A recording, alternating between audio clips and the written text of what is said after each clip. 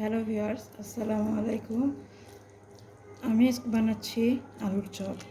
আমি সাধারণত আলুর চপের মধ্যে সবসময় কিছুটা চিকেন কিমা দিয়ে থাকি, কারণ এতে চিকেন কিমাটা দিলে আলুর চপটা খেতে অনেক মজা হয় এবং হেলদি হয়। কারণ অনেক বাচ্চারা আছে যে শুধু আলুর চপ খেতে চায় না, এর মধ্যে যদি একটু চিকেনটা পায় তাহলে ওরা খুব মজা করে খেয়ে নেয়। তাই আমি দিয়ে দিলাম চিকেন কিমা। এরপরে দিব পেঁয়াজ বেরেস্তা, দিয়ে দেব চিলি ফ্লেক্স পরিমাণ মতো,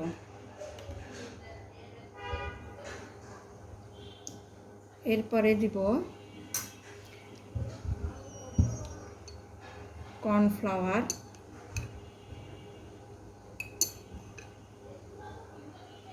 দুই চা চামচ,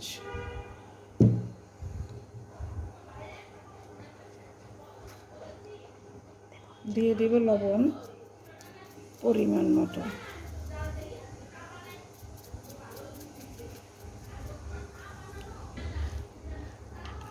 এখন আমি এটাকে আগে ভালোভাবে মিশিয়ে নেব। এখন দিয়ে দেব বাইন্ডিংয়ের জন্য এক টুকরা পাউরুটি।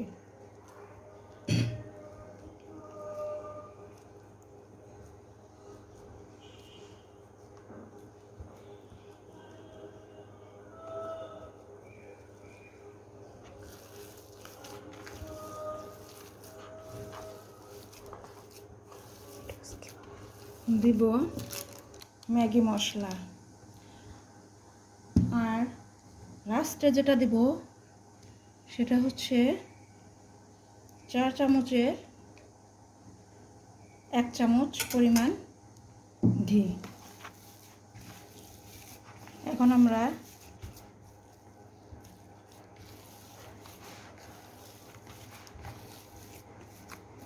করে জিনিসটাকে মিশিয়ে নিচ্ছি।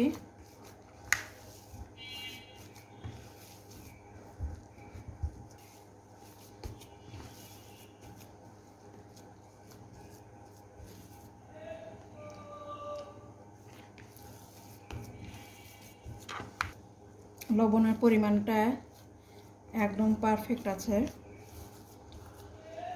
কারণ আমরা চিকেন কিমাতে রান্নার সময় তখনই একটু লবণ দিয়েছিলাম, যার জন্য পরবর্তীতে বেশি লবণের প্রয়োজন হয়নি।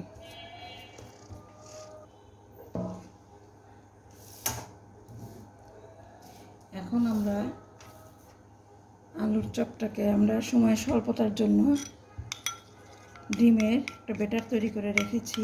এতে দিয়েছি চিলি ফ্লেক্স, সল্ট আর হাফ চামচ কর্নফ্লাওয়ার।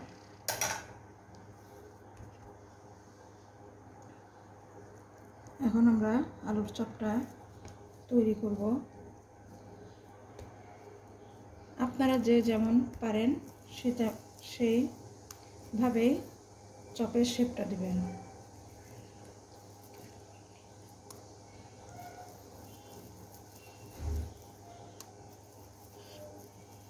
আমি একটু লম্বা শেপেরই করলাম।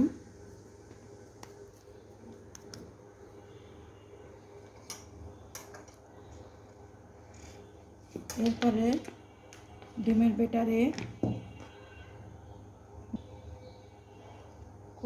আমরা ব্রেড ক্রাম্বে কোট করে নেব। এভাবে আমরা প্রতিটি আলুর চপ বানিয়ে ফেলব।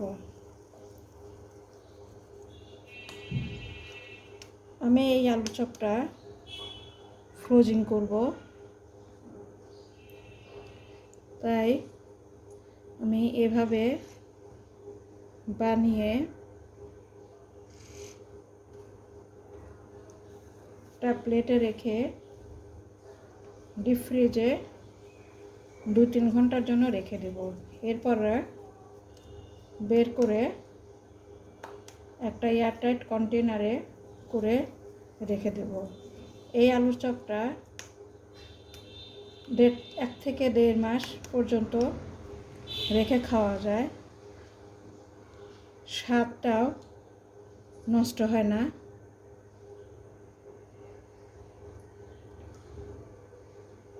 এই স্বাদটাও একদম পারফেক্ট থাকে।